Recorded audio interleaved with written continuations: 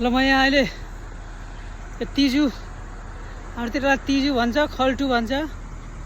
अनि यो यसलाई पहाडतिर के भन्छ रे?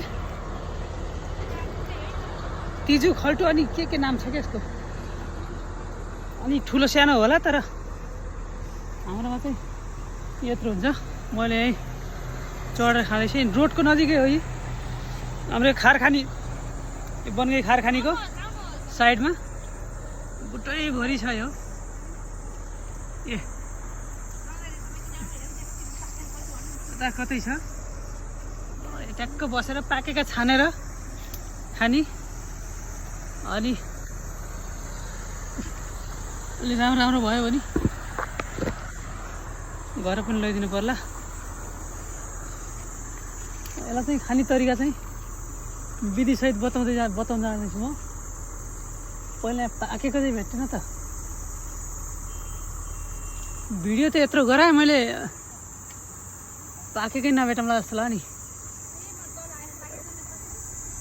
यो नपाक्यो भने त बहुत, पाकेको भएन भने पुरै यो गल लाग्छ क्या धेरै। घाँटीमा अनि पानी खाने प्यास पनि उस्तै लाग्छ।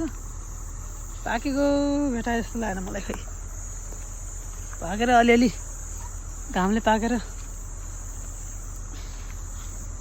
तल खसाछन् क्या। यहाँ त पाकेको मुस्किल छ। एउटा काँचो भए पनि पल्लो बुटो बेल पनि छ। ल त्यहाँ बेल पनि फैलिरहेको। त्यहाँ बेल चाहिँ झारेर हाल्ने लाने हो। यो पाक्छ। यसलाई चाहिँ पहिला यतातिरको यो भाग ल फाल्ने।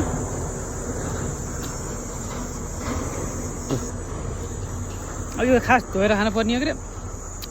यहाँ किराका फट्याङ्ग्राहरू हिँडिरहेका हुन्छन्। अब फरक चाहिँ भिडियो गर्नको लागि भयो नि। एउटा चाहिँ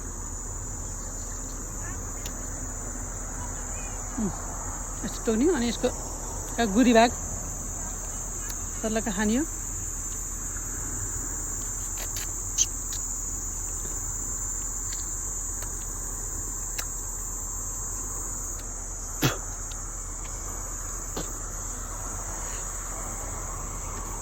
काँचो टर्रो भइसकेछ मलाई।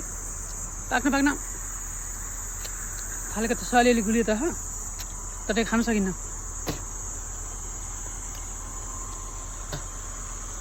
ल अब थाक्ला खानु तल झर्नु पऱ्यो। खासै पाकेको छैन। यो एक हप्तामा अर्को शनिबार